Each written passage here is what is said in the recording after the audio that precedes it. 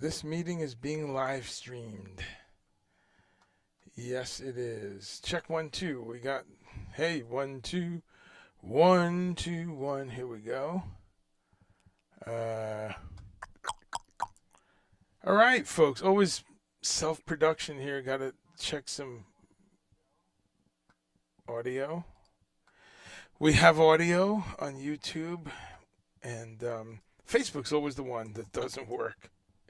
So that's, I should check that first, but I'm checking that second. And if you can hear me, yeah, you can hear me. Facebook works. How about that? That's a shock. Um, well, hey, how are you? And I just kind of bounce around here to make sure.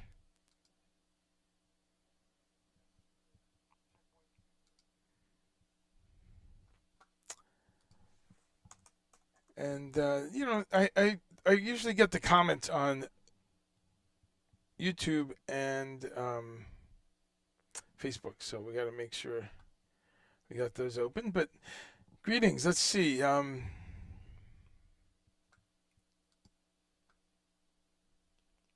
Hearing great things about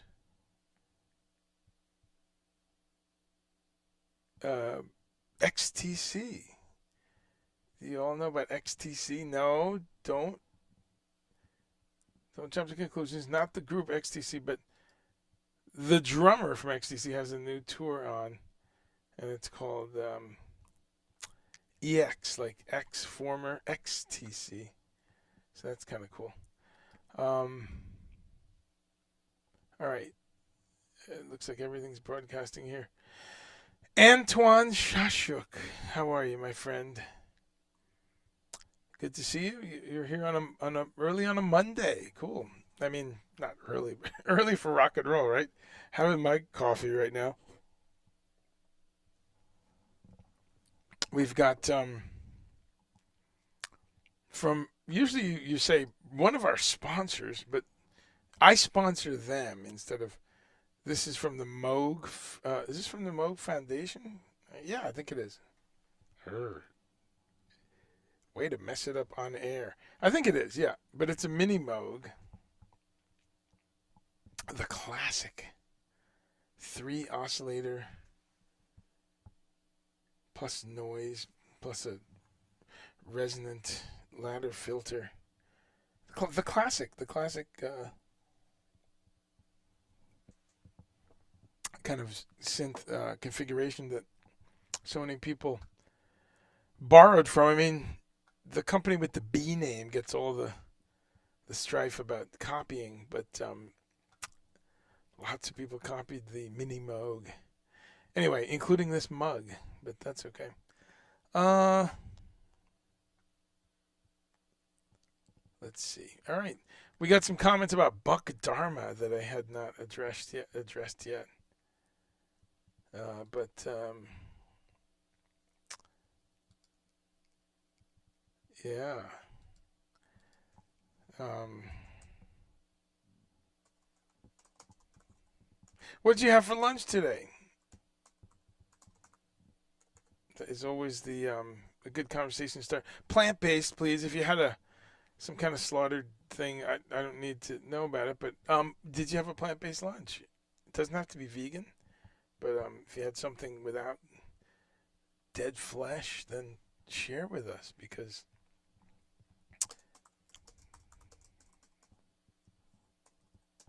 um, always looking for ideas and suggestions. Okay, here we go. Antoine, that's funny. Can we call it a mug or a moog? That's a good one. It's a Moog mug. I think that's what you're going for. A Moog mug. It's very good. Very very clever.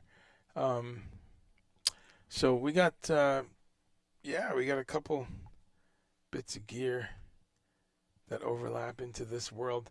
Well, I had a couple things I wanted to cover today, but in general, my theme is going to be simplicity.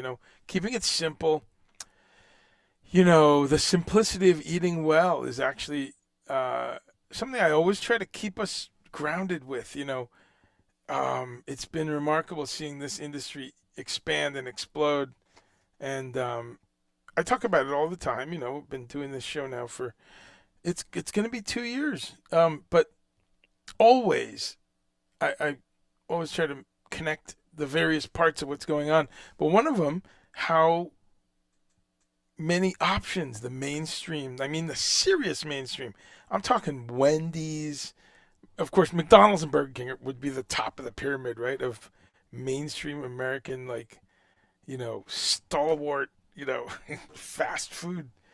Uh, Not saying anything whether it's good or bad. Please, just on the numbers, on the ubiquity, and on the uh, when you drive across this great nation, and it is great in so many ways. That's why it sucks that so many people are messing it up. But when you drive across this great nation, as I have so many times, that's McDonald's and Burger King, right? You see a few of those, and then all the other ones: Wendy's, Arby's, White Castle. Five Guys is now the. But when you look at all these different ones, and to varying degrees, they're they're they're talking about what we're talking about. They're talking about plant-based stuff, and it. I always talk about that side of the movement, but I also always try to bring it home, literally, and remind people that you don't ever have to go to any of those places. You don't ever have to. I mean, that's nice that they have this development, but I always want to remind people how simple it is to to stay grounded. Well, it's actually pretty difficult to stay grounded. It takes work, actually. It's not, but it's pretty simple to have some simple, healthy food that you just regularly work into your schedule. So, wanted to talk a little bit about that today. One of the most cliche statements that we all grew up with: an apple a day. Wow, that's like an old school, right? An apple a day keeps the doctor away. Silly, trite, but so much embedded in there. And I've tried that. I've done very long periods of time with an apple a day, like buying them by the bag, and you know, um, it's pretty intense. It's awesome. I mean, it really is great because it becomes this kind of pillar in your day where hey, you know what? So I love apples, and I often start my day with an apple. Apple's a great breakfast. Nice slow amount of sugar. Some sugar and sucrose to wake your brain up. Vitamins. It's crisp. It's just great. Um, so simple things. Going to talk about that. Going to talk about things like rice and beans and how common they are. Um, get into some comments. Todd Reynolds, how are you, my friend? Let's see. I just haven't checked YouTube. Yeah, my bad. But let's see. And I see you on YouTube. Yes. So I look at both of them. But sometimes I'm kind of tardy to YouTube. One of these days I'll get two monitors so then I can keep YouTube. But I can just put some windows together and make sure I'm seeing both. Um, but I'm always sharing articles and stuff. But Todd, hey, thanks for stopping by, my friend. And I like the newly shorn look. That's a great look, bro. I saw a bunch of your stream yesterday. I think it was live. Sometimes I never know.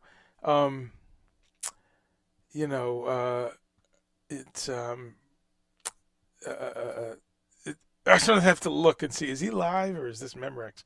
Because you've been putting up some other ones. Don't have to have two monitors. Yeah, that's true. I could use the restream chat. Yep, I know that little utility in there.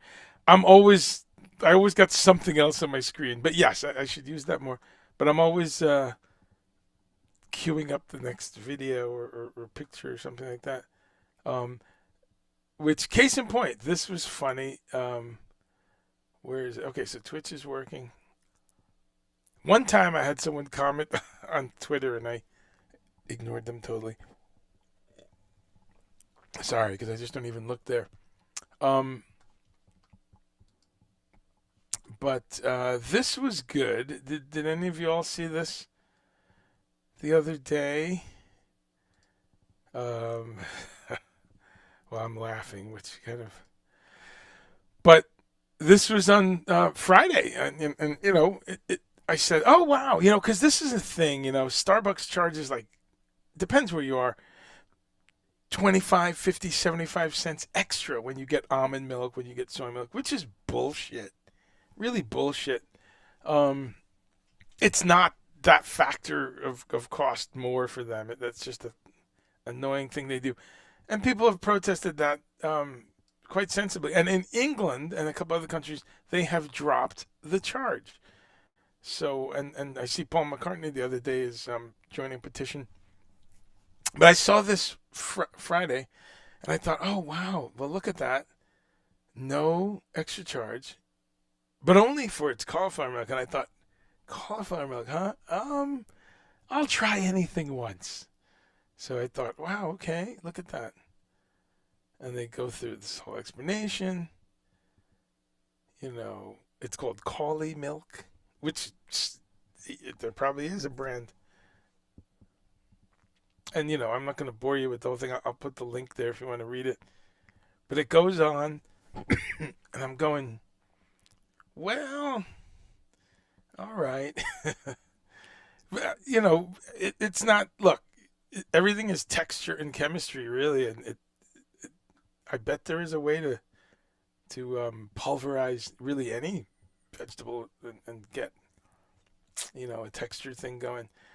And then I'm the whole time thinking, is this for real? But it looks for real. They really did a good job. Then at the end, of course, as these things go, where's the here's the giveaway right there. These are gonna have the cauliflower croissant and cauliflower steaks between two slices of raw cauliflower. And then finally they say, and happy April Fool's Day. Very nice. Well, what's extra funny about it though is it's completely plausible, right? I mean, every day you turn around, there's potato milk or pea milk, or of course for centuries we've had soy milk and almond milk. Centuries, literally. You've seen me put up uh, links about almond milk in the 1300s, right? In parts of Europe, almond milk in the 1300s. So quite interesting. Um, so Todd, I can receive chats on either uh, um, platform today. Uh, there we go. So let's see. Sonia is here. Hey, Sonia. Sonia has green, so it's a little bit of St. Patrick's Day meets plant based. Um, Todd says not completely plant based, but meatless. Is that today? Okay, great. Hey, it's just if people can do it once a day, once a week, sorry, then that's great. Been cooking tons of sag paneer, great, over the past 2 weeks. Your first time getting better all the time. That's great.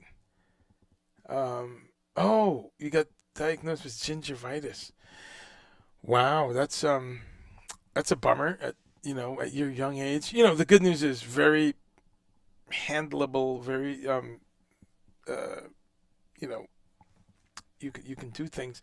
Gingivitis. I'm not a doctor. I'm not a dentist, but as far as I know, is inflammation of the gums, some damage maybe, and maybe a bit of infection happening. Um, it's a thing of concern because your gums, of course, are so important. I've gone up and down with my dental security, smartness. Uh, you know, um, yeah. I'm sitting here thinking about the pandemic, going, yeah, skipped a couple dental appointments. Just in touch with them today, actually trying to set up my first cleaning in a couple of years. But gingivitis, we can come back to it. But off the top of my head, things that are anti-inflammatory and um, you can look it up, and things that are oxygenating. So I know there's some specific vitamins that are good for gum health. I'm thinking CoQ10 might come to mind, N-acetylcysteine, vitamin C. That's off the top of my head. I can't really remember, but antioxidants are your friend. and a soft brush is your friend, and uh, flossing is your friend. That's just my, Reader's Digest, complete amateur layperson, you know, gingivitis. It's take care of your gums. But we can look that up, and there's absolutely supplements though that are really good for gum health, and I should be taking them more myself. Todd's listening. Okay, Trent Atticus in tribute to me. Thank you, bro. Isn't it just those guys? They're heroes of mine. Trent's always been a hero. I mean, from literally day one, when I heard that shit, and I'm at that time into a lot of the things that brought about 90s. I was into ministry. I was into Skinny Puppy, and suicide, and then on the more melodic side, Depeche Mode and early hip hop and stuff. And so this guy comes out, and it's all that in one pile. Kind of 808, Carl Craig, Detroit drum beat type stuff, but with these heavy guitars, melodies, droning synths. I couldn't believe it. And then when it got really fucked up for the second album, I was like, okay, Adrian Belew, what? Yeah, and what a wild ride. He's a genius, but then starting to do soundtracks on the side. Him and Atticus Ross, brilliant. Lauren, how are you, my dear cousin? How are you? Great to see you. Always love to check out. Yes, thank you. You have to run. Well, stick around for a few minutes. Maybe I'll show this quick video near the top. How many minutes do you have, Lauren? I'm gonna make sure you see this little video I'm about to play. Todd, garlicking with turmeric. I don't know. That's a good thing to look up. I would assume, because turmeric is a topical. It's great for, it's used in poultices and things where it's topical, as well as as a food. So through your digestion and getting into your system as a digested substance. But since it's topical, and again, saying I don't know for sure, but I would say sounds good to me. Yeah, because then you're getting turmeric right into this area that's inflamed. Don't know, but that's a good, it's a great idea. Let's see. Any other lunch? Benny Rodriguez. Tra! What's up, Benny? I always got to do some reverb for Benny. Tra! Benny Rodriguez. Tra!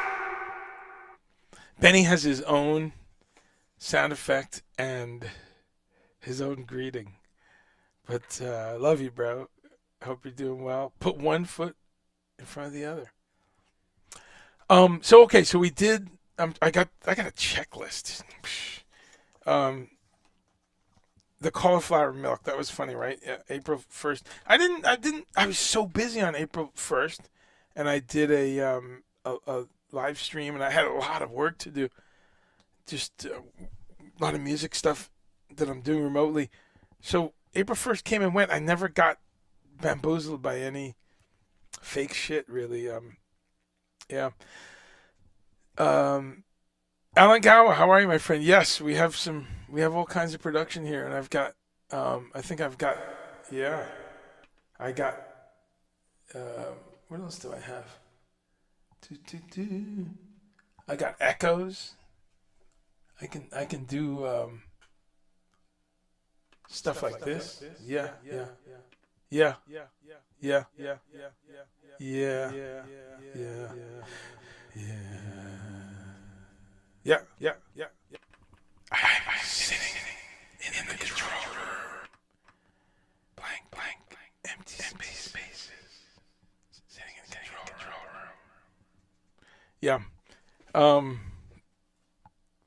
I'm still that little kid. Can you remember the first time you got a digital delay pedal? Wow. I think I'm still there. I still can't believe it that you could mess with time and something happens and happens again. and keeps happening, and keeps repeating. Yeah, I played with that for hours.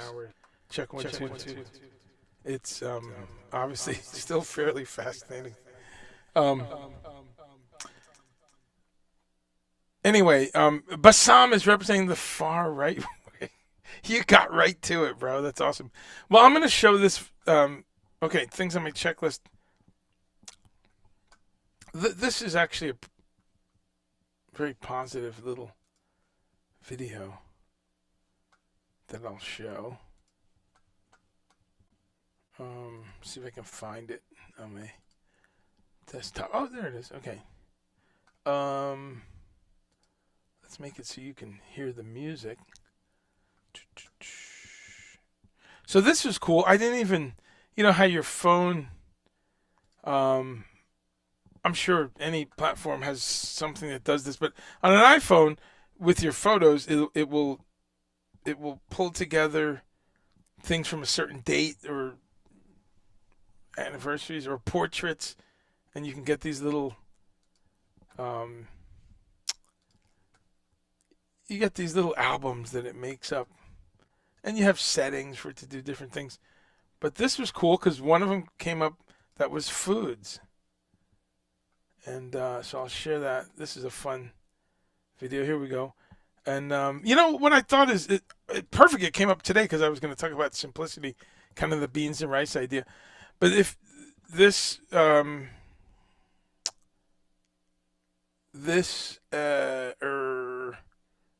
what's the word? Montage is the word I'm looking for. Thank you. This little montage of meals really just emphasizes simplicity too, because we just keep it pretty simple. Just emphasizes simplicity too. There's my voice echoing on the monitor there. Okay, so great. So let's. Can I?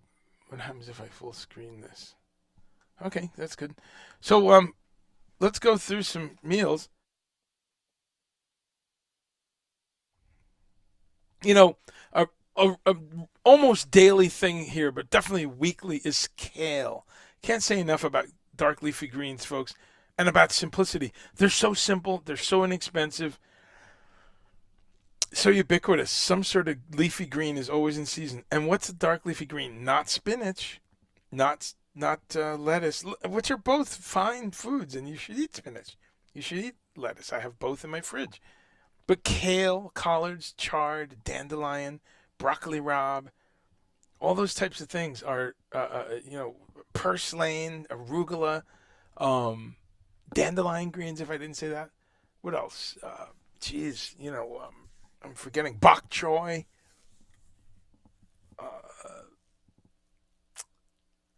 lamb's quarters, fiddlehead ferns. There's all kinds of dark, dense, slightly bitter types of greens, and they're so crucial to human nutrition. Really, I mean, you can go that extreme on it, like it or not. I mean, we can debate whether we are omnivores or herbivores, and I'll happily have that discussion and decide where the line is with us and other primates, other apes, which are largely vegetarian, but they will eat flesh quite handily. Yeah, they'll eat birds and mice and rodents and stuff, certainly worms and insects, but largely plant-based. But setting that discussion aside for a minute, one thing we definitely have in common is this real affinity and kind of genetic fit with green things. When you look at these primates and how much they're eating, not only fruits, but leaves and things that are green and shoots and things like that. And then you expand to just large mammals in general. So there's a lot of nutrition packed in dark green plants. I mean, that sounds so simplistic, but we kind of don't zoom in on that. They are deeply concentrated sources of chlorophyll, of vitamin K, of minerals, of all kinds of incredible stuff.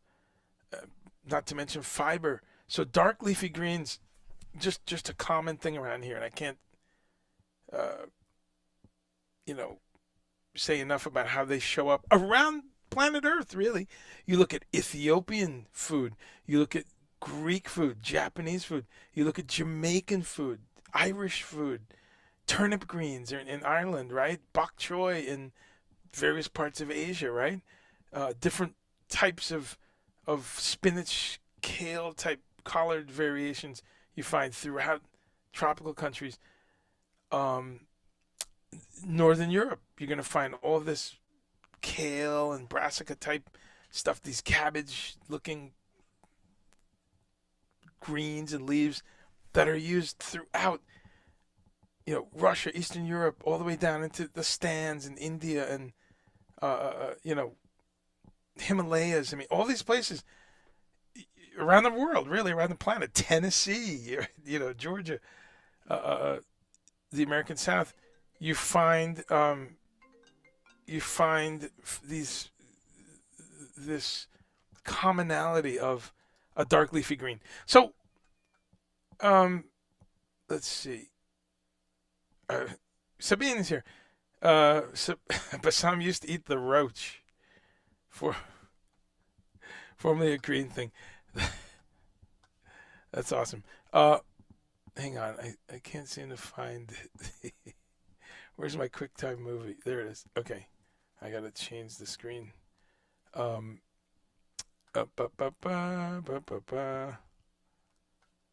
um, I had a phone call came in and it knocked my shared screen away. Okay, great. So there we have it. So, all right. So moving ahead. Oh, this is also some just egg. Very simple meal. Just egg. We made a frittata out of with. It looks like it's got onions or something in it. Some nice fresh salsa on it, or that's actually bottled salsa, but some good salsa, and it looks like some kind of vegan sausage type stuff there. I don't know, but what a nice balanced meal. A lot of protein, a lot of greens. Okay.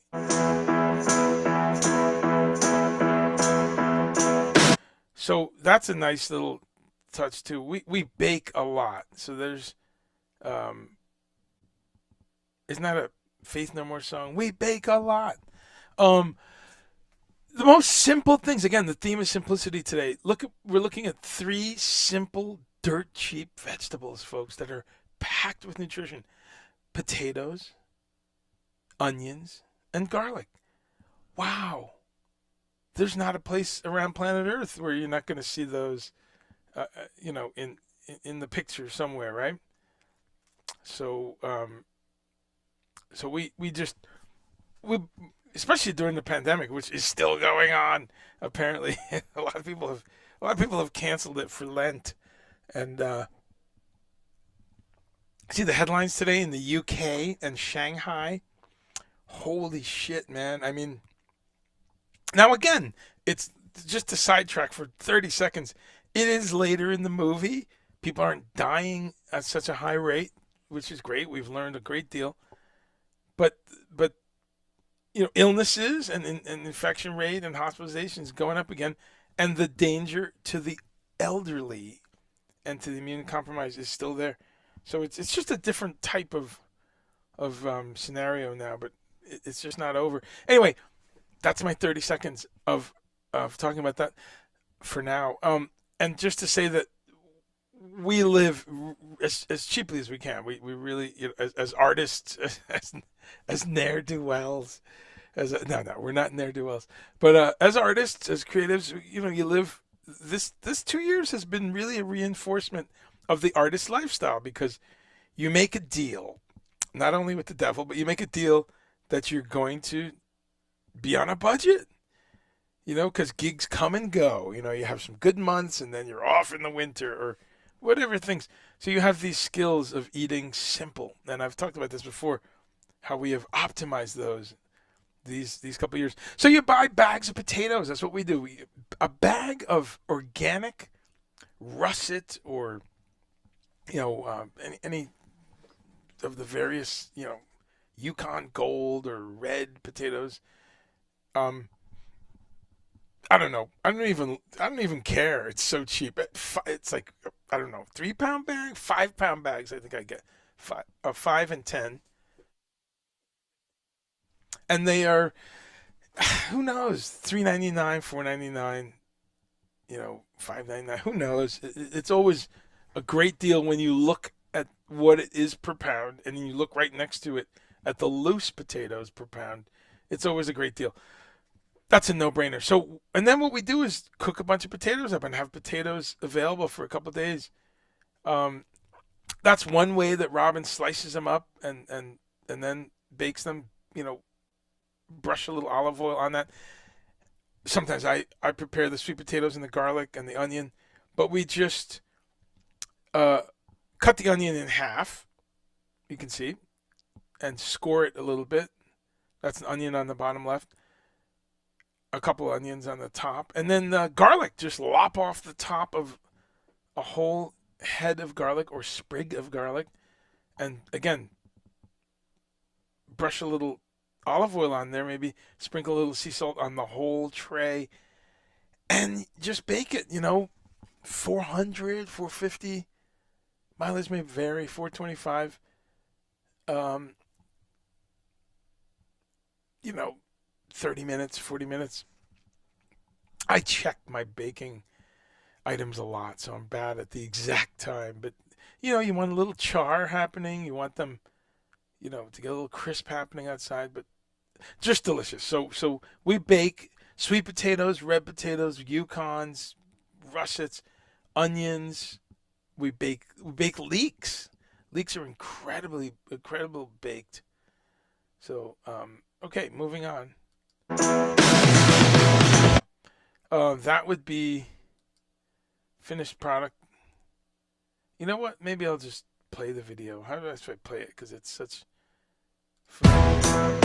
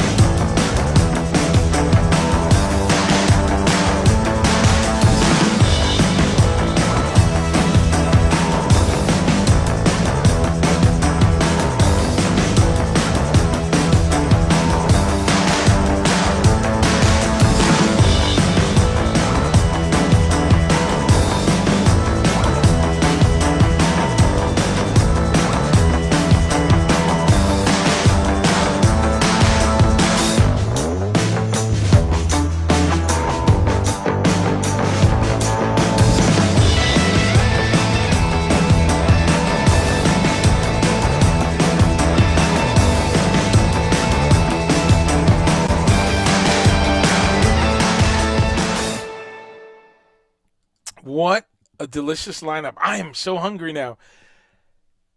What that video also reminds me is how many options there are,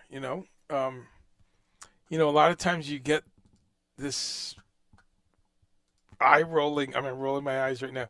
You get this eye rolling kind of understanding from people, misunderstanding, who kind of go, well, what do you eat? It sounds like, you know, I don't want to eat celery sticks and cold tofu.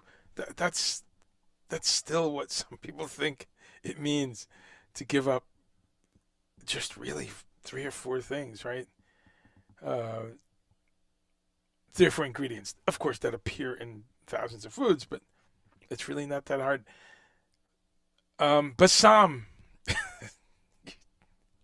you have the midterm election virus. Well, I'm sorry to hear you've caught that. I told you, use protection. And Antoine, yes, that is pretty intense. Music for food. Um,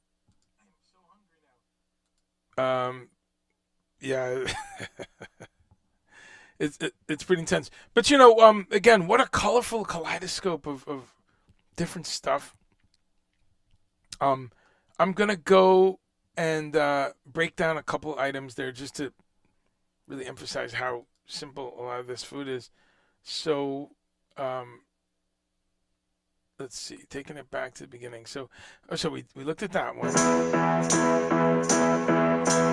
Woke up, got out of bed, um, That was very Beatles, right? So that's an example of the the baked stuff with some steamed greens. So steamed kale and some what's that? Yeah, an onion and a potato, and looks like, is there some cauliflower? Who knows? We just, you bake, bake, bake. We get a box of vegetables every Friday, and that's available in many, many, many cities and towns. It's called the CSA, Community Supported Agriculture, and you probably have one near you. A very common thing, and you pay a flat rate. We pay $30 a week, and we get this big box of, wow, a couple heads of lettuce, a couple heads of kale and collards, whatever's in season, a few onions, a few potatoes. It changes sometimes, and then local things like there'll be a bottle of kombucha or hummus or different things that you can pick from a list. So it's really great because it just means nice unpackaged fresh produce. The only packaging is the cardboard box, and yes, an occasional plastic bag, reusable Ziploc bag. Actually, I save them and use them to buy bulk stuff. Plastic reusable bag with the spinach. So this would be an example of a few things we probably got this week, the week of this picture. Probably everything local and in that produce box. It's great. So this was a little extravagant meal. This was obviously outside. What's going on here? Well, some baked tofu. Looks like maybe some store bought baked tofu. I love the Trader Joe brand. What a great price, inexpensive. And then we sauteed a little bit. Looks like there's some veg gravy and a little salad dressing drizzled over this whole thing. Parsley is such another incredible, simple thing, folks. Parsley, wow, it's.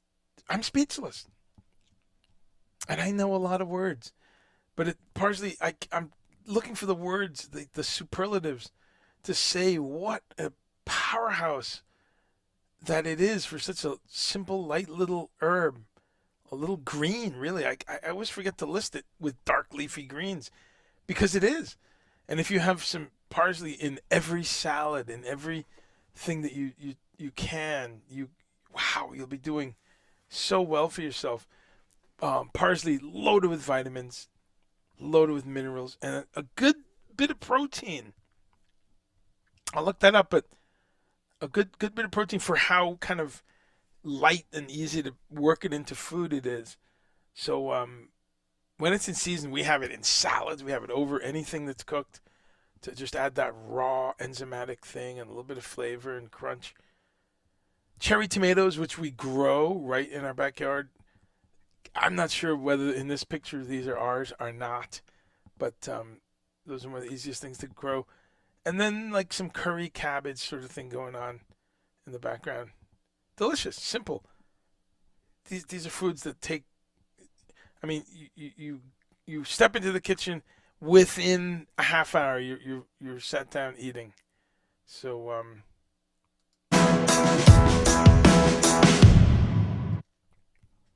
here we have a breakfast sort of thing.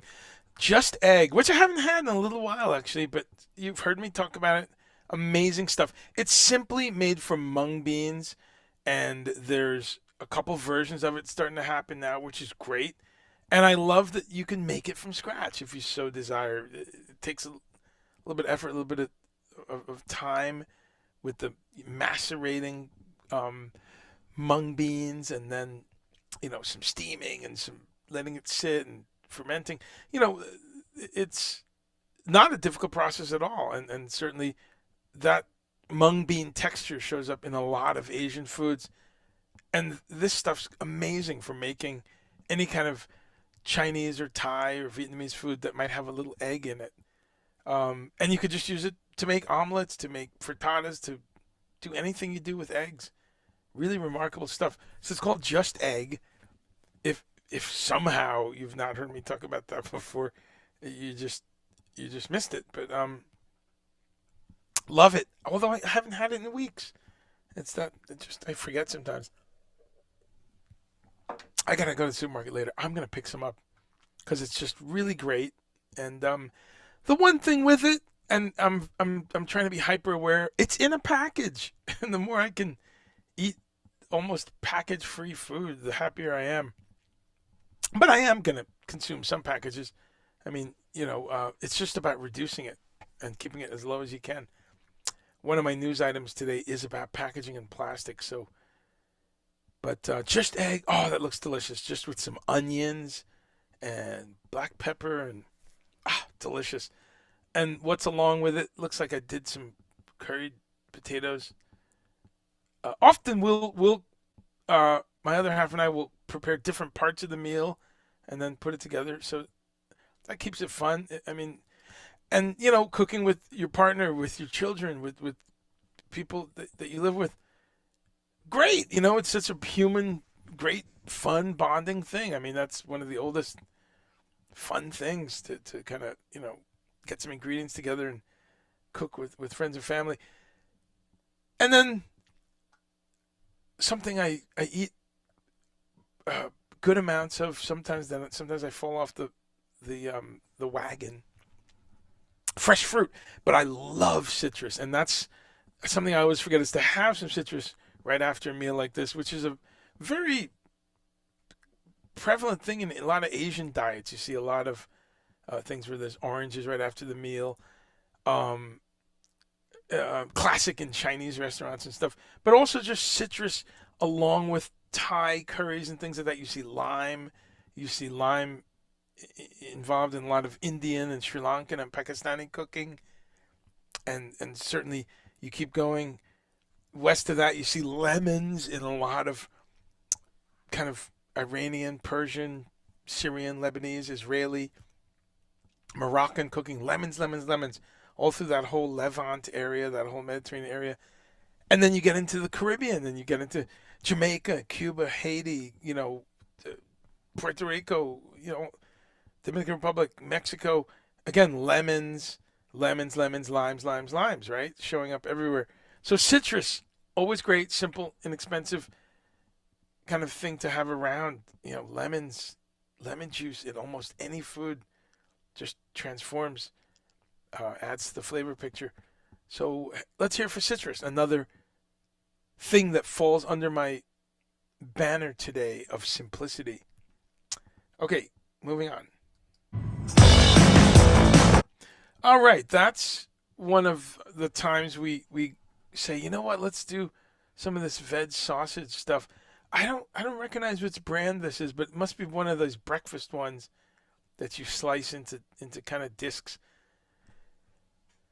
And the cast iron, man, what a cool and ancient cooking tool.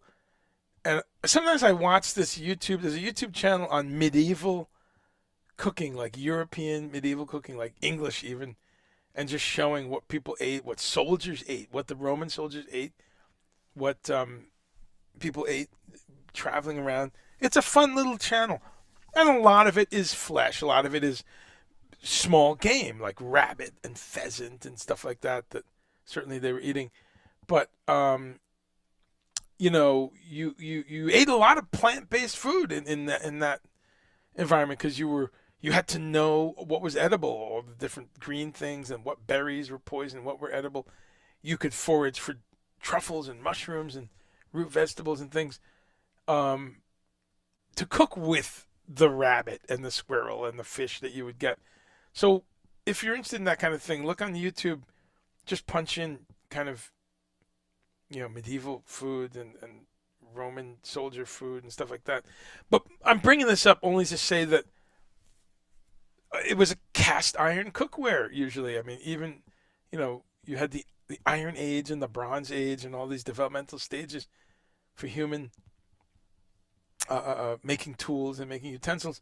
But iron utensils, wow, that's one of the ancient things. So it's just always kind of cool cooking in there's something about cast iron cooking, right? It's just just feels really durable and a little rustic. But just, yeah, good way to get good heat going. And so that's kind of a breakfast sort of thing we'll have. whatever we had this with, probably with salad or maybe some just egg or something. Sabine says Petersilly. Petersilly. That's parsley. Okay, in German. Um, hey, Celine, Denny Wally, how are you? Petersilly. Okay. Okay, so let's continue. More baking. Again, we bake, and that is potatoes. Done. Just potatoes. Um, this is kind of a recipe that Robin does called pub potatoes, where you cut potatoes in half or in a third, and just mash them with the heel end of a pint jar, sorry, a pint glass, and you kind of just smash them down. And I think does she steam them first? Yeah, you steam them till they're soft. I'm getting this all wrong. You steam or you boil them, and then when they're soft, just a little soft, you mash them, and then you bake them. So you get this amazing texture because they're kind of smushed down. There you go. They're kind of smushed and then baked. So you get this incredible crispy kind of skin on the outside, and then amazing. A little sea salt and some British pub vinegar. Psh, amazing. Just a couple bucks. Dirt cheap food, folks, which is what we need because we're always saying, okay, let's. Is it really the first of the month again? So there's some sweet potatoes there and some white potatoes. Delicious, man. Simple food, folks. Simplicity. Okay, the lowly yet delicious, and wow, what a nutrition powerhouse a Brussels sprout is. I'm not going to stop and look up every single thing, folks, but you've seen this on those lists of, 25 vegetables you should introduce yourself to this year, right? I love those lists, actually. I love them for years. 10 superfoods for the year 2015, whatever, right? And what I love about looking at those, I'm happy to say I'm always eating 23 out of the 25, and I'm not bragging, not saying, but I'm saying I got there. I got there after, decades of working in the natural foods world, and getting feedback from people, understanding what works for people, what doesn't work, understanding what's unique about human nutrition, but also what's common about it. There's a lot of energy is placed into how we're different. You have the blood type diet and this type diet and the body type diet. And that's all great. And there's a lot of really important information there. But 99.99999% of the story is that we're humans, and that we're all looking for some amount, and the some amount, that's the independent part. But we're looking for some amount of daily calories and daily fat and daily fiber and daily amounts of glucose and sucrose and vitamin D and vitamin B and protein. We're looking for, and I'm just randomly, we need every nutrient to some degree on a regular basis. And so that's where we're common. So when we find these nutritional powerhouses, if you like them, then great. You work it into your diet. So Brussels sprouts is one of those. It looks like a tiny, tiny cabbage, of course, when you look at it. And it's a, cruciferous vegetable like cabbage and kale and things like that. Kohlrabi. It's all in that family. Wow, amazing little vegetable, though. And a lot of people don't like it, which to me, I often ask, how have you had it prepared when people say they don't like something? So Brussels sprouts, we will cut them in half like that, steam them, and that's often that's it. Just steam them so they're nice and almost buttery soft, and then a little olive oil, and salt and vinegar. we will bake them, cut them in half, put them in a pan, brush them with olive oil, and bake them with the potatoes, with other things. Sometimes bake them at a little lower temperature, turn them up at the end. So that's a pretty simple little plate of food there. Brussels sprouts and a little bit of crispy baked sweet potato there. Okay, we love a lot of pickles around here. Pickles are another thing on the simplicity list because, wow, you can. We've talked so much about pickles on this show. Um, I'm always talking about um, sauerkraut, all the great pickles of Japanese food, pickled in Japan, all the meals really when you're in the Japanese traditional setting, whether it's a restaurant or backstage or whatever it is, if it's traditional, you'll see little plates of pickled things. Pickled ginger, of course, Americans are very familiar with, people in the Western world, but it's usually also pickled beets, pickled turnips, pickled daikon, pickled burdock, pickled stuff I don't even know the name of. But I could see that they're different roots and vegetables. Pickled carrot you get sliced up to kind of julienne, and so pickles, pickles, pickles, and getting that vinegar. Usually it's ume plum vinegar. Getting that into their body is something that really almost everyone on earth does, except Americans. It's really incredible.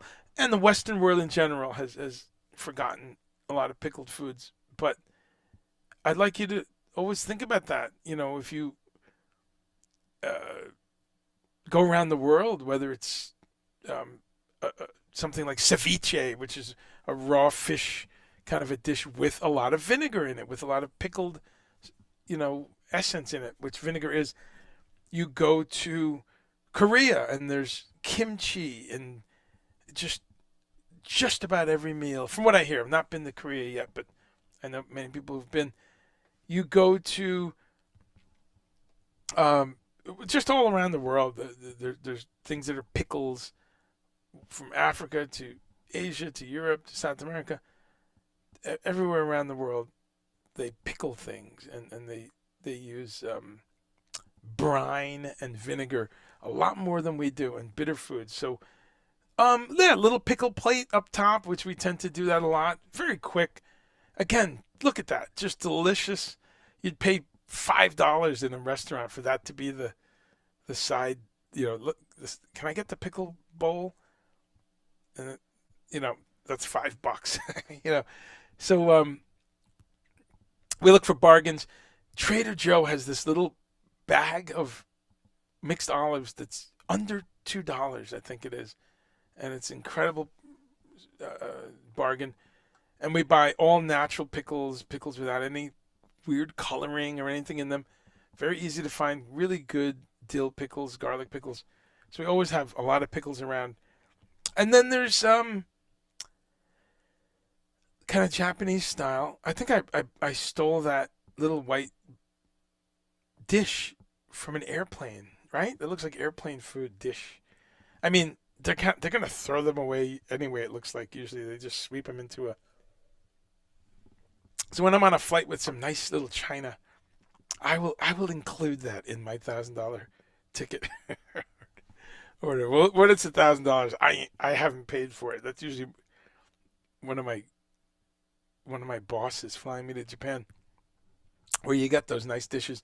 But that looks like some sweet potato and some kale. I'm getting hungry already. That is one of my favorite things. Just some sort of potato or bean with kale. You can't go wrong. All right. Once again, sweet potato makes an appearance, but with what looks like a sautéed kale, maybe sautéed with some red onions. That might be the same dish, just like another serving of it. Tomatoes, delicious, simple stuff. Okay, so what do we have here? Oh, this is Taco Day. Okay, so love those tacos from Siete. Siete is a company that does no grains, so they do their tacos, which are really incredible. I mean, I'm a Mexican food fanatic. Having had Mexican food in Mexico a couple of times is kind of, one of the bars I use. But just that I love Mexican food, and I've eaten it in all the places that they say you should absolutely eat Mexican food. Mexico, San Diego, Los Angeles, San Francisco, San Jose, Santa Cruz, Phoenix, Arizona, Dallas, Houston, Austin. Those are all key places where Mexican food snobs say you got to try at least those. And then there's some pretty good Mexican food in all kinds of places, New York, Chicago. But those half dozen places I've had Mexican food, so I kind of know the bar. And I will proudly say this picture here, you could Photoshop this into some kind of restaurant ad or something, you know. So what do we have here? Obviously, the taco, which they make out of all kinds of cool stuff. Flour, almond flour, chickpea flour, cassava flour, which turn out to be traditional alternatives to make tacos from in parts of Mexico. The thing is, anything that they could pound into a starchy paste, and in times of of uh, what's the word, supply chain issues, whether it was a war or wet or seasonal or whatever. But you'd make tacos out of corn, out of wheat, right? Out of cassava flour, out of various bean flours and stuff. So different combinations would happen. So it's Siete Company. Check them out. A line of incredible Mexican food. So that's got some black beans, a couple types of salsa. Pretty simple. There's some baked onion, and I guess I don't know what the heck what we made there. Looks like a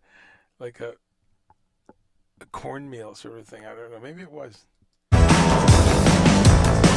So more taco action, more Mexican food, with some delicious vegan sour cream, of which there's a couple incredible versions. Love black beans, and yeah, that looks like some just egg frittata. What a nice high protein, low carb, simple little meal there. But again, it's about presentation.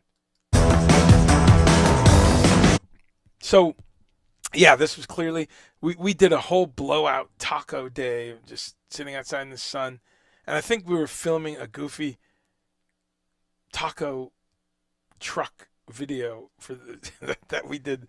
We did a birthday video for one of my sisters, and it was our fake taco truck. So this is how we really eat sometimes, folks, in the summer, and this is very quick to throw together a little thing, and we went and got these fun little paper plates. But yeah, look at that. Cheap food. Cheap food. The most expensive thing there is the avocado. And that's, you get what you pay for. You get incredible fat and nutrition. But a can of pickled jalapenos with the pickled carrots. We cook our own garlic like that. We'll get, a 5 pound bag of garlic and peel it and just saute it. Robin, when I say we, she does that. She's a garlic expert. And then saute all that garlic and put it in the mason jar in like 2 cups of olive oil. Let it sit there. Then we use that olive oil, which is very garlic infused, and we use the garlic over time. So this was some baked garlic though. That was great in tacos. And cilantro, the incredibly healthy cousin of parsley. Cilantro, whose seeds, of course, are cumin. More Mexican Taco Day. Oops. Um, So some fresh tomatoes. Those look store bought. Although we grow some tomatoes. A nice taco ready to go. A couple of tacos. Can't go wrong. Jalapeno. It's all going on there. Must have had a shot of tequila with that. One of our favorite taco sauces, Herdez, who always makes some of the cool, cheap salsa. Some of those cheap salsas, just the regular, non-organic kind of Mexican brand. Wow, there's some great, and Herdez is one of those secret, really nice ones. So that's some baked potato on the top, and then like a nice cuke salad and a taco. Obviously, this is a more of a frittata sort of thing. Taco folded over, probably with some vegan cheese in there and maybe refried pinto beans or something. So many combinations that are so easy and simple, but really good line of taco sauce there by Herdez. There's a chipotle, there's a green, there's a hot habanero. Excellent. I mean, really, like, again, I've had tacos from a taco truck in Mexico City, and this sauce is on point for authenticity.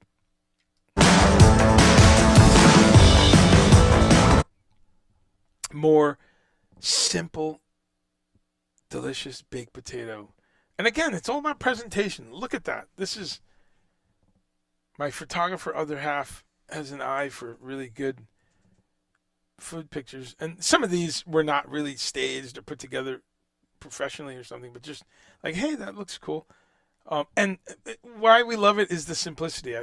I know I keep saying that word, but that's the theme today. We're all on a budget, or many of us are. Some of us apparently aren't. I see people, doing some pretty extravagant stuff, but you've got some pretty inexpensive food there. What was that? So good old green beans, and some looks like some tofu.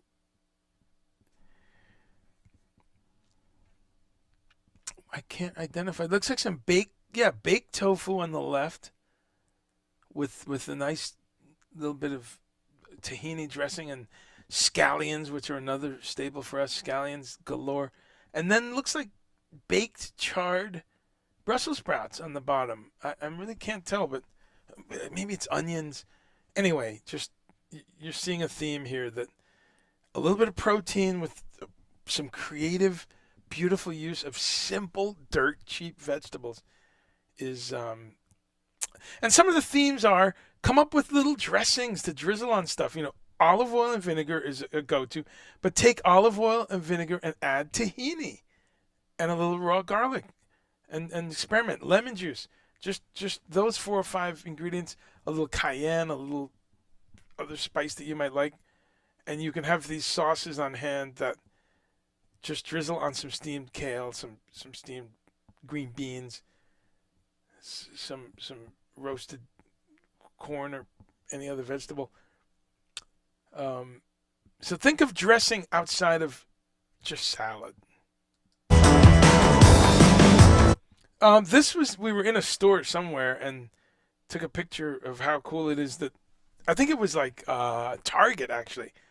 And the point was, wow, even walking through a Target, you have these plant-based foods completely available everywhere in America now, and these big brands. So Bird's Eye, they make these cauliflower wings, quote unquote. I've tried those once. They were okay. They were good.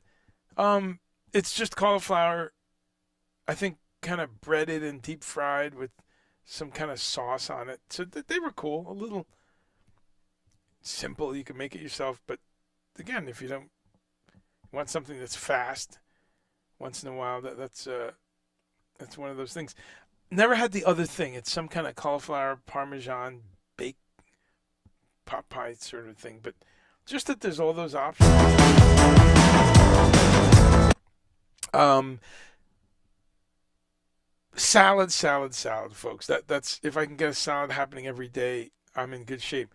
Down at the bottom, you could just see there's some lettuce, there's some greens. This is a power pack salad. One of my favorite ways to eat salad. I eat like this on the road a lot if I can. Big salad, and then if there's some pickles and fresh tomatoes, fresh vegetables, but whatever you can put together. But this is a nice mix of pickles, baked onion, some fresh jalapeno, fresh tomato. It looks like there's a grape leaf in there, and some, what is that? Is that some hummus on the right? Yeah, it looks like some freshly made hummus with pepper flakes. Wow, getting hungry. Simple, simple, simple. A little just egg omelet with some tomato, fresh. Well, actually, that's ground pepper and salt. Can you get simpler? You'd pay $12.99 for this in some stupid fancy restaurant. Uh, Soup and uh, kind of a comfort food lunch. This looks like tomato soup, some potato chips, and oh, it's a grilled cheese sandwich. There we go. Grilled cheese, some kind of whole grain bread, and potato chips, tomato soup. Turn on the 4:30 ABC after school movie special and shut your pie hole. Look at that. Mm-mm-mm. Salad, salad, salad. Again, this one is lettuce with olives, some baked tofu again. Um, a dried habanero to spice things up on the top. That evil red looking. I love spicy stuff in my salad. There's some scallions in there. Just a great, great, simple salad, which I will make one right after this show. Different angle on that salad. Maybe I had added. Those are roasted. Is that roasted? I forget. Oh, was that roasted radishes? Some little vegetable. When in doubt, we just roast it. You can't go wrong. And things just get chewy and delicious. And I can't remember what those were. Maybe, was that radishes that were roasted? Any takers there? Any guess? I think it was.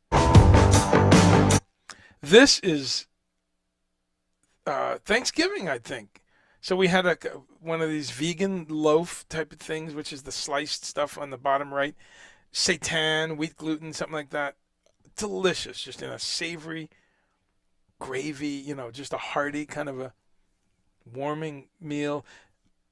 The round tray on the upper right is a bunch of baked stuff. We baked a couple onions in there, and then I guess that's the traditional, green beans and crispy onions sort of thing in a vegan mushroom soup. Got to do that. That's a traditional thing. And then the bottom left, cranberry sauce.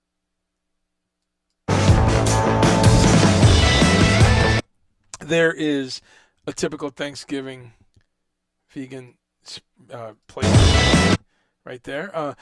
Wow, it's all there. Everything we just saw, the cranberry, the green beans, the roast, the stuffing, the gravy, onions, and some roasted squash. Ah, delicious. Why do we all eat this combo of delicious food only once a year? It's great. What a great umami of sweet and savory and chewy and hearty. It's really a great combo, and in a split second you don't have the dead flesh in there. So simple. When you think about it, actually, look at how much of the rest of Thanksgiving is actually plant-based. You're looking at it. Because if you took out the turkey, you'd see everything you're looking at in most um, Thanksgiving situations, right? You'd see, yeah. Well, I don't have to list it all, but you'd see all that stuff. You would just add the flesh food. So uh, most of Thanksgiving is a plant based feast. You don't even see the salad there and other side dishes. Baked cherry tomatoes. Again, what a summertime. These are so inexpensive in the summer, and when we're growing them, we end up with such an amazing crop. And one thing to do is just bake them. It's kind of a Mediterranean uh, sun dried tomato by drying it in the oven instead. But yeah, really tasty and great garnish, and put it on salads. This is the process of sautéing garlic every once in a while to put, and then let it cool, put it all in a mason jar with about 2 cups of olive oil or whatever to fill up that jar, and then you have garlicky olive oil. Simple, inexpensive process. Another salad. Salads always are, a lot of greens on the bottom and then a lot of good stuff on top. That's how we like to put them together anyway. So you've got black beans, green olives, a nice couple dollops of fresh made hummus. Oh, delicious. It's all there too. All the different nutrients you're looking for in a day: the vitamins, the minerals, the protein, the fat, um, the fiber. So good. This was a veg Chinese meal we put together. Yeah, we cooked fried rice, some kind of sweet and sour tofu type thing. That looks like a store bought egg roll, which there's so many vegan egg rolls these days. And then, yeah, a little Chinese ginger chili sauce. And this now I'm confused. Did we buy the rice dish? I can't remember. Um, but we yeah, something in here we obviously got from the Chinese place. Maybe the egg rolls. But so good. And that's it. Woke up, rolled out of bed.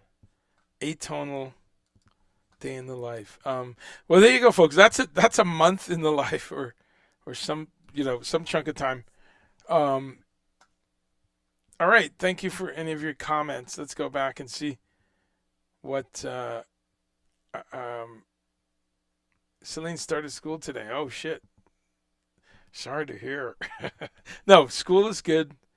Uh, School has got me through a lot, and it employed me for a very long time, and hopefully will employ me in the future.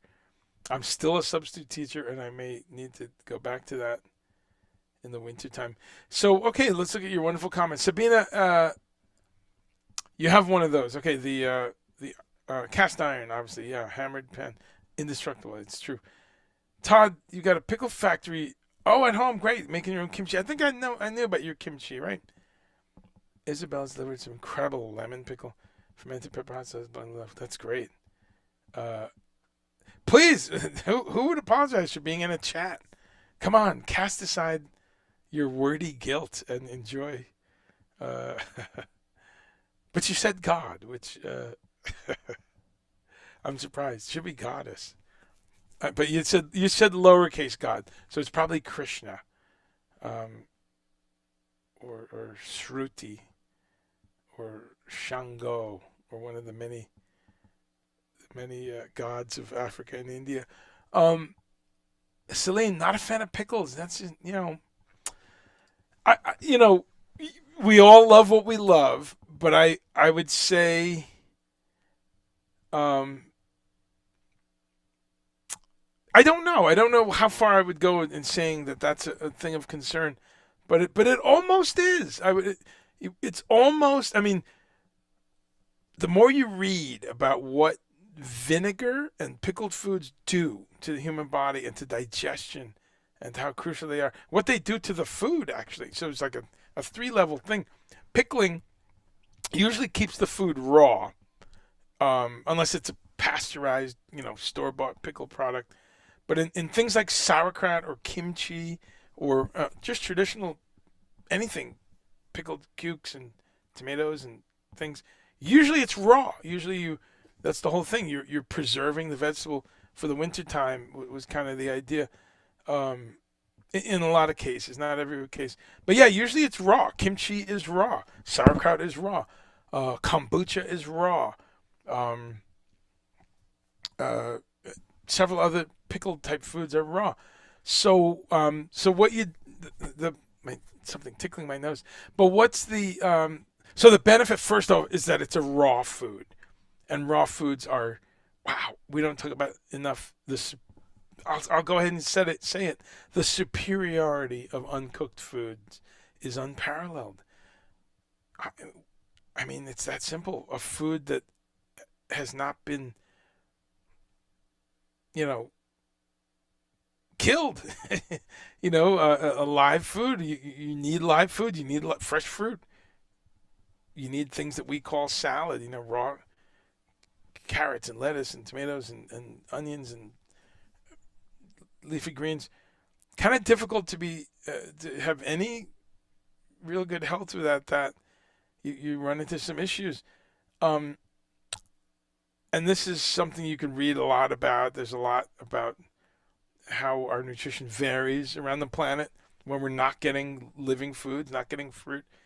Even as simple as the English sailors centuries ago discovering that,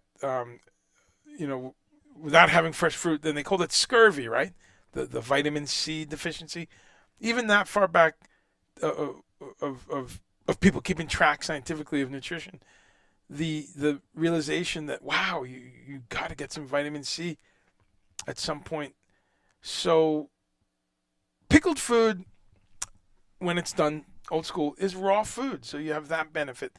But then the second benefit, the very act of pickling, the generation of those enzymes and pro-digestive organisms that come about in the pickling process are incredible. That's why apple cider vinegar is really good to intake. Um, Kombucha has become a bit of a pop product, but still great. Kombucha is good stuff. There's varying levels of how intense the kombucha percentage is, but can't go wrong with a trend of people drinking tea with some enzymes in it. I mean, as opposed to soda and other things, So that's a net plus. But anyway, just responding to Celine, that it's okay to not like pickles, but make sure you're getting, and I think you do, make sure you get at least some form of a raw vinegar into your diet. That could be red wine vinegar, ume plum vinegar, balsamic, like really good balsamic, like thick, serious balsamic vinegar has a lot going on there. And they are essentially fermented foods, so they're under that umbrella. But you really can help your nutrition by having some kind of ume plum or apple cider or any of these other vinegars happening if you don't like pickles. But Sabina says, please go on with the chatting. Yes, you've had good food in Honduras. Of course, I believe it. Yeah, why wouldn't I? Um, I mean, those are the parts of the world that I often say are so incredibly easy to eat well because, first off, a lot more fresh fruits and vegetables.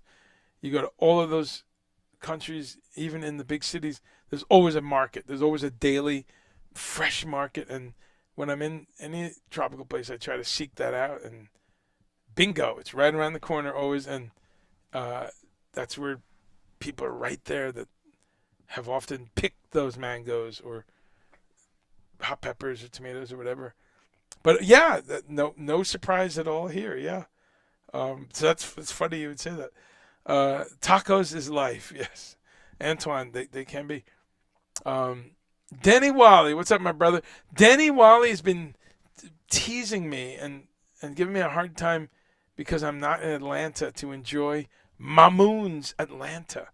Yes, the famous, amazing falafel place from New York City is now in a few cities, including Atlanta. So next time I'm down there, psh, Mamoon's. I hear the lentil soup isn't as good as New York though, by a long shot. Heard it sucked a couple weeks ago. A friend of mine was there. So can you speak to that, Denny? Is the falafel on point? Because Celine likes those cauliflower wings. Yeah, those are pretty good. Zapanali is getting real again. Yeah. Okay, good. So vinegar you have in your mix. Okay, great. So because it's about that fermentation thing. Um, uh, Todd, thank the guys. Yes, of course. I'm. Of course, I'm busting your chops just because we talked about that the other day. But I slip too, man. Even when I write OMG, I'm like, let's not feed the fire. But cast aside your wordy guilt. Yes, that's a. I'm writing down. I'm doing some writing right now, so that's a good one to to go on some lyrics. Uh, on a lyrics train.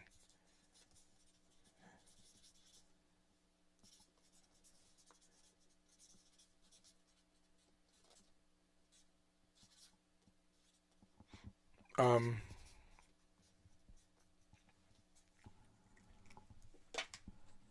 so let's go down the list here. Okay, we did that. We talked about beans and rice. Yeah, again, so folks, beans and rice, lentils and rice. Black beans, white beans, red beans, chickpeas. Wherever you go around the world, soybeans. Um,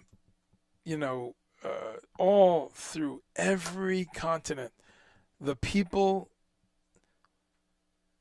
most people, the people who are doing the work in any country, the working class people, whether you're talking Nigeria or Ireland or Pakistan or Chile or all around the United States and Canada, whether you're talking about Mexico or Australia, just just go around the world.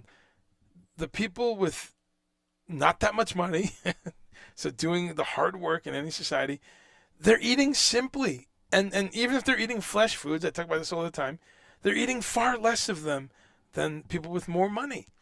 Okay, it's a treat, and it's they're eating cheaper things and eating less of them. Uh, if they have a few chickens, they keep them around for the eggs. They only kill them, at irregular intervals.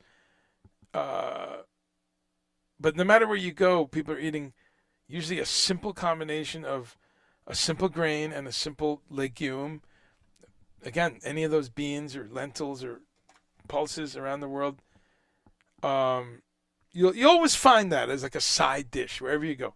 Chickpeas or lentils or white beans or soybeans or red beans or black beans with rice or quinoa or wild rice or teff or something.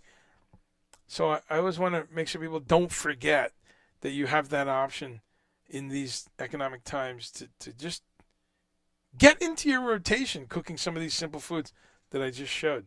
Potatoes, tomatoes, lettuce, greens, different beans, different rices.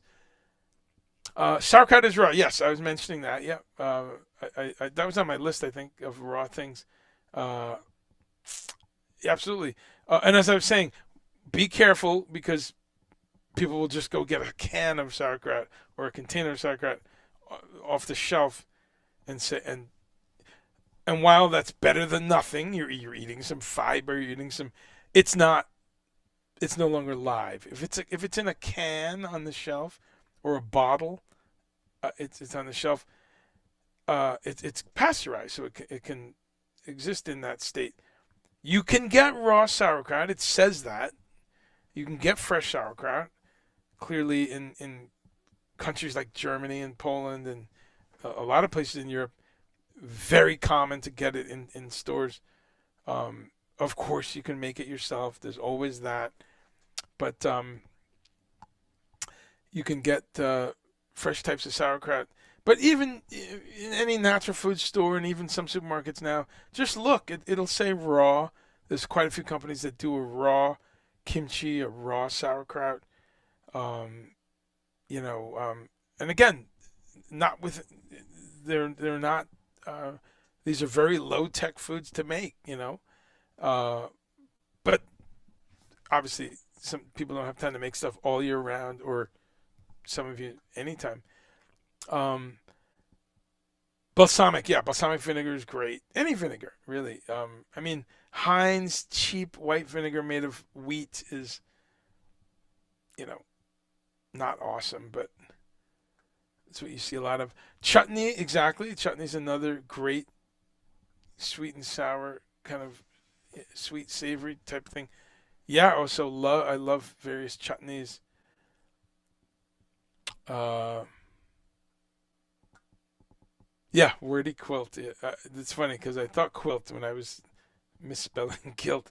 Beans are beans are one of the things that ties blue zone populations together. Um, what's a blue zone? That's part of the is that the middle part of the planet or something? What's a blue zone? I mean, that's not is that part of the world? Blue zones. Oh, blue zone in the world. Okay. Yeah. Okay. Great. Um. Oh, that's great.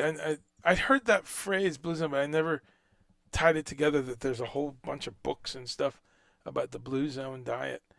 But it's basically what I talk about all the time. The blue zone diet is mostly plant based.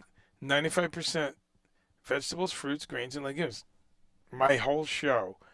Not much dairy, meat, sugary foods or drinks and processed foods. Yeah. Let's give a real time test of. Well, thank you, Oso. I not tied that together. Again, I've heard Blue Zone mentioned off in the distance, and I even saw the phrase Blue Zone diet. Now that I think about it, but never read about it. So, 7 Blue Zone foods to include. Let's look at that real time. See how many I eat. Probably everything but the fish. And here's something I talk about all the time too. You look at the people who live a really long time around the world. So, yeah, but I also talk about this: the physical activity, the walking, and the just working for your, you know, farming and doing physical activity. Low levels of stress, that's a big one. Social connection and a strong sense of purpose in life. Yeah, amazing.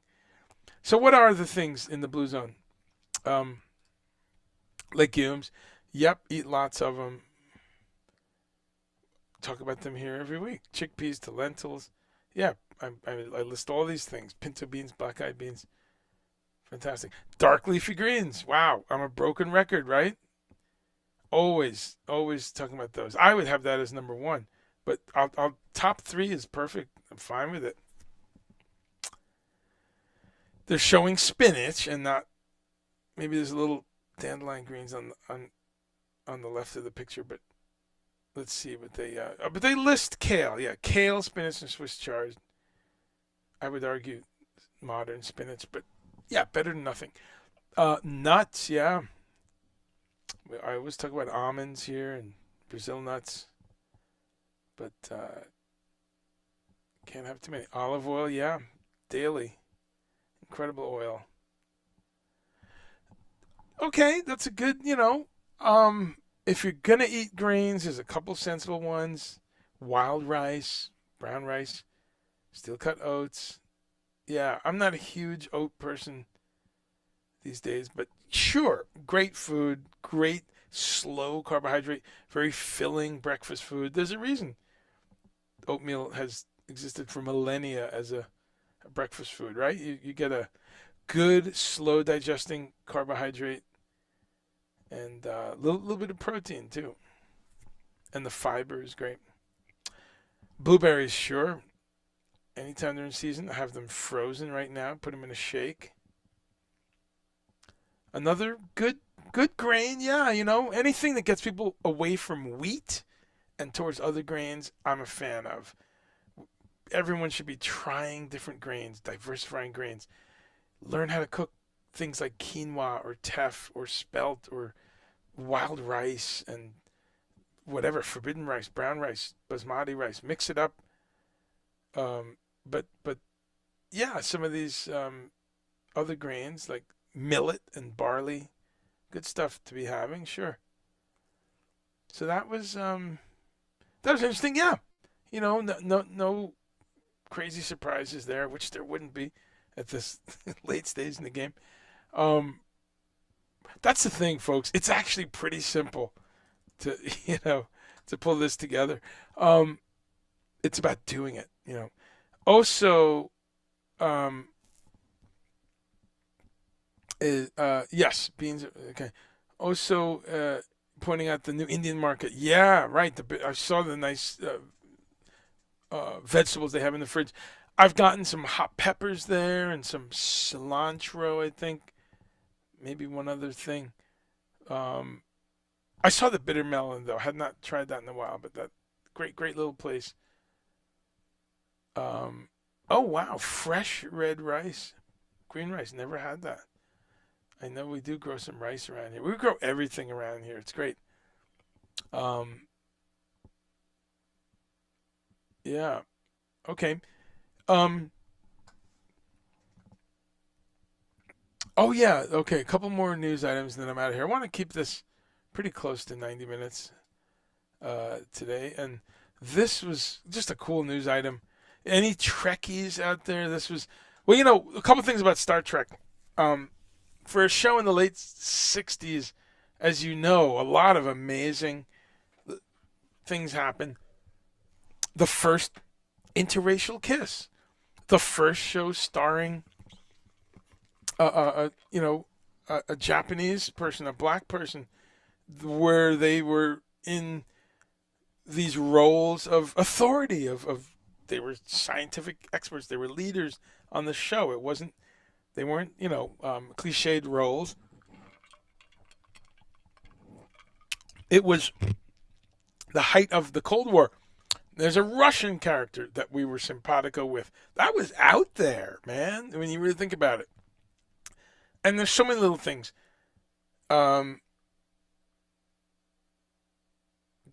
Captain Kirk was an equal opportunity dog.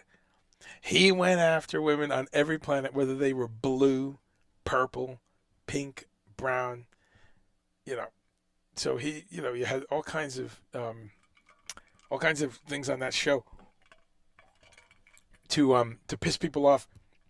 But one of the things was they talked about vegetarianism because if you remember, Spock was vegetarian, and in fact, when there was that episode where they go way back in time and he eats meat for the first time. He makes a big deal of it.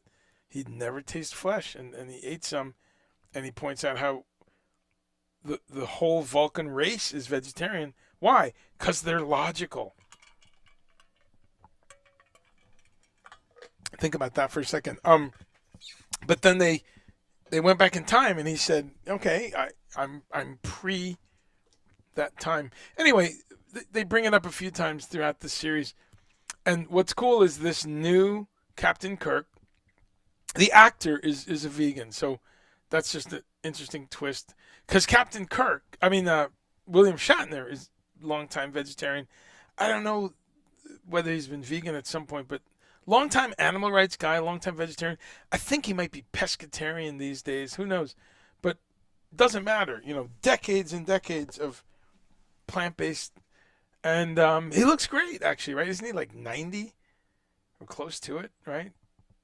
Anyway, cool article. I'll put a link. And here's this actor when he met Shatner. Blah, blah, blah. So anyway, that was just a cool thing I thought. Kind of meaningless, I know. But I look at veg news a couple times a week. you can't even keep up. There's always some amazing new things happening, new foods. So I recommend it as one of your little sources for things. Oh, okay. Some April Fool's jokes. I didn't know this. The Jonas Brothers are advocating vegetarian. Paul McCartney is part of this petition to ask Starbucks to stop overcharging, charging extra for almond milk and soy milk. Um, but this is a fun one that I'm discovering real time. April Fool's stuff. That's pretty funny though. Tofurkey had as a joke oven steamed sippers. That is funny. That is very funny. Um, yeah,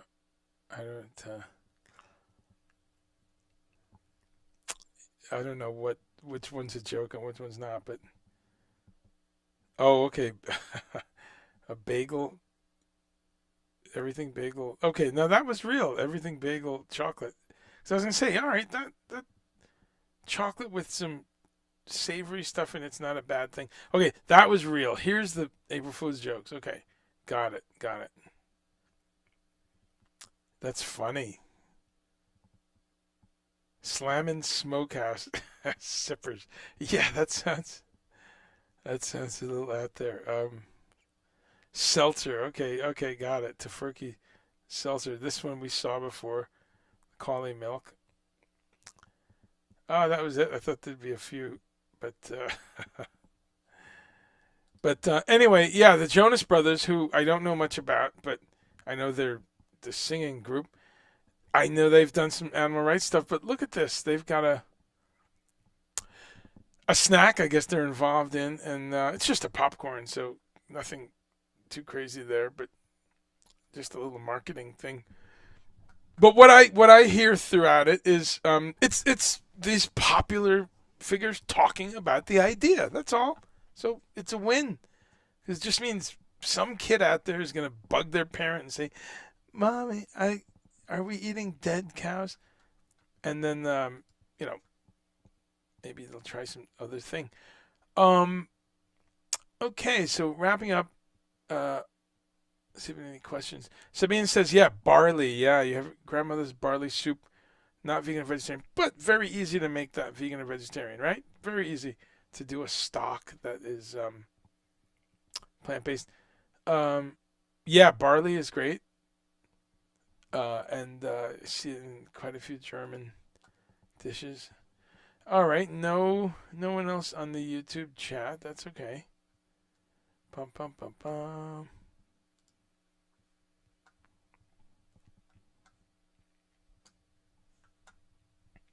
Okay, just checking. Ba, ba, ba, Phew. Couple shootings lately. What the fuck, right? I mean, I try to. This is the alternative to the bad news bears. But wow, tough time to have a couple more fucking mass shootings and um, not to mention war crimes and man, easy to just stay in bed.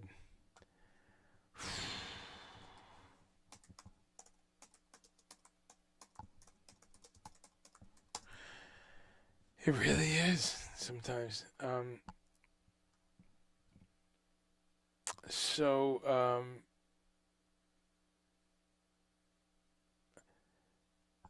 there was. I read this article yesterday. Let's see. Is there a way to? Do you have to have a subscription to National Geographic? I don't. Uh, $2.99 a month. Okay, which isn't bad. $19 for a year. Um, can I just read one article? Oh well. There was an article I just read. I guess I have a news app, so I was able to read it. But I just read this article on the Ganges, and wow, the Ganges is in trouble, folks. If you can, Anyway, recent article just looking at the plastic in the ocean, which we all know about, but kind of going backwards. And there's people doing things. There's a guy who's dedicated all his money to building these plastic, these barges that suck up plastic, and there's a few of them floating around now. His goal was to clean up the plastic gyre. You familiar with that? GYRE, which is this big plastic whirlpool of garbage in the Pacific. And this guy said, well, let's clean this up. And he built this barge to go there. And all it does is sit there and has these kind of spinning devices that grab up the plastic, pull it in, and get it safely recycled or disposed with back on land. But then he developed one for rivers, because rivers are, of course, where all the plastic starts. Whether it's the Mississippi or the Nile or the big rivers, the Ganges, the Amazon. When they look at the mouth of those rivers, of course, a lot of the plastic is coming in from all those societies. I forget the name of the other big river they listed in this article, but the Ganges, which is flowing through an incredibly populous country, right? Second most populated on Earth. India, right? Is China then India? But if you can look that up, because again, I couldn't post it, but just kind of a chilling realization of how much garbage dumps into that river.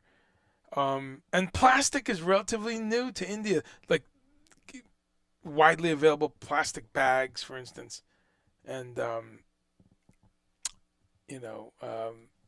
let's see if I can at least get a.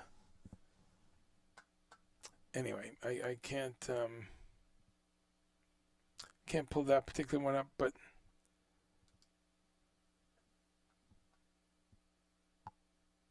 oh, okay, yeah, I can put a link here, I guess. So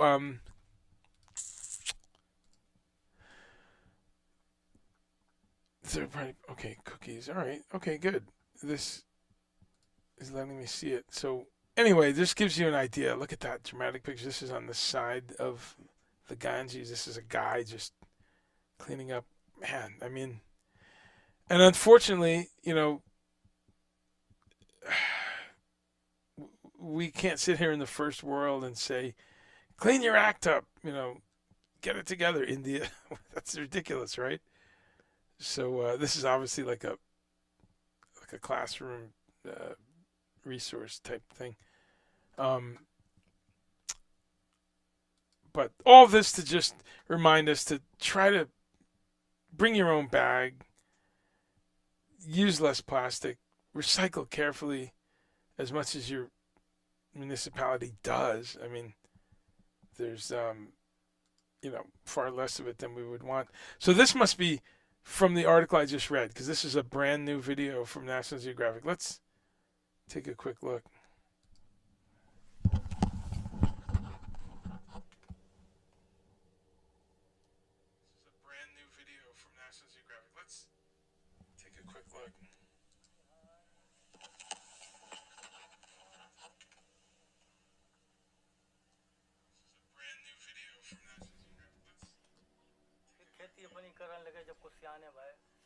I used to be a farmer for many years. But it has changed now. Everything has changed.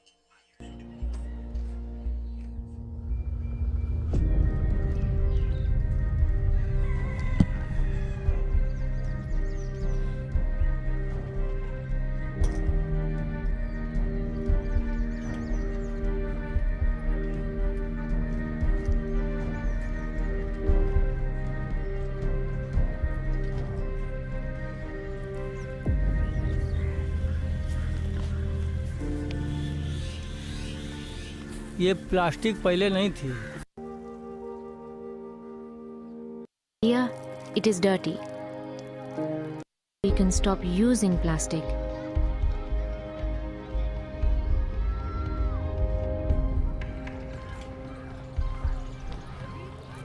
और हमारे लोग तो कहना है कि यहाँ से कूड़ा पॉलिथीन जो कुछ है गांव के Our बाहर ले जाओ, idea वहाँ पे is जमा that we करो should सब। collect all the plastic trash and take it outside of our village. Government is banning plastic. It is hard to execute. There is a lot.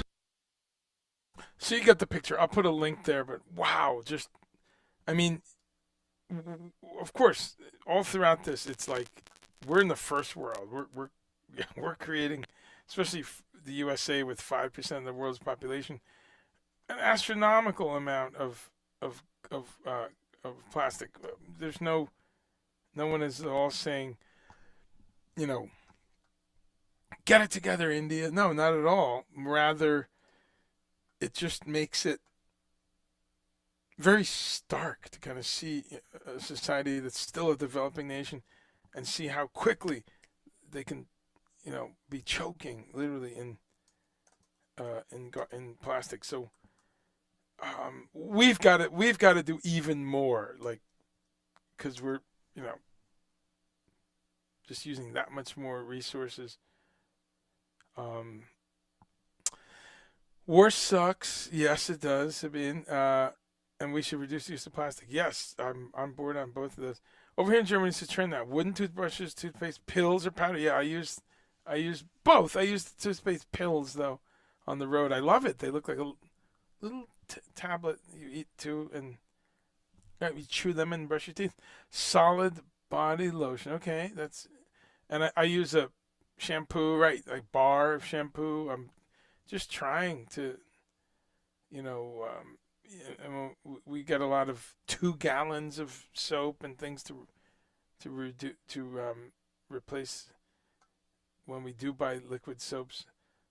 Um, Also, there's one health food store we can go with our own soap container and buy the soap, buy the oil, buy the vinegar. So we do that when we can, and which is often.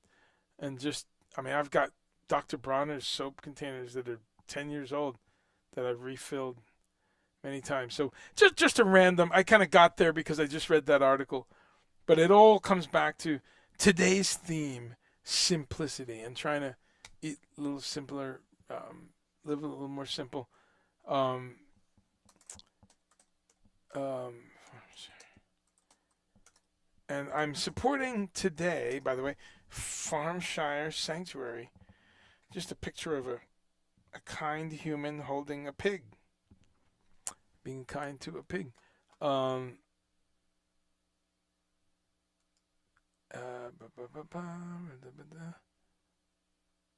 let's see.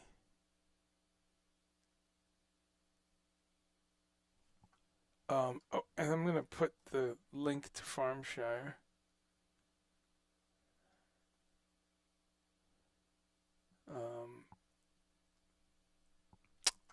Just for kicks. Just these are little reminders of how beautiful animals are, and the fact that you have an animal sanctuary near you where you can visit animals, you can donate directly, and these are usually places that adopt when people get pets they shouldn't have gotten. When they're here, we'll pick up pigs and other animals, llamas. So Farmshire, I love them. We support them. Buy a T-shirt here and there. So sporting that and my Moog pocket protector, because why not? But let's see if there's a closing question or two. Uh, Anyone else on YouTube? Todd Reynolds, I know you've been on both platforms, my friend. But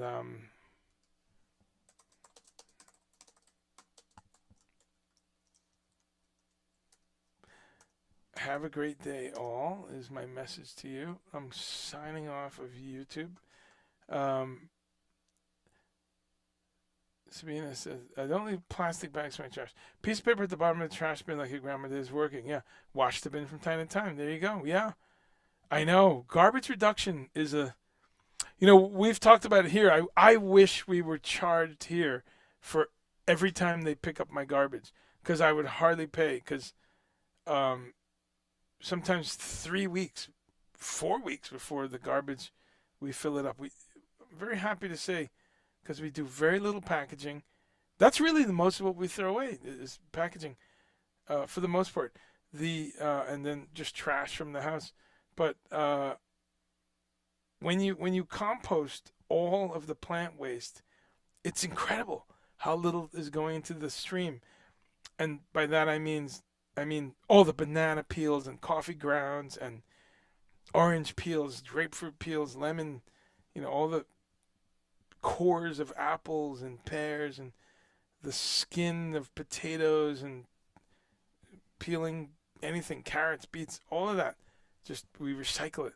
So always trying to get better about that. Always trying to, how can I buy this stuff without packaging? And those are some of the real world results of it that we just saw. But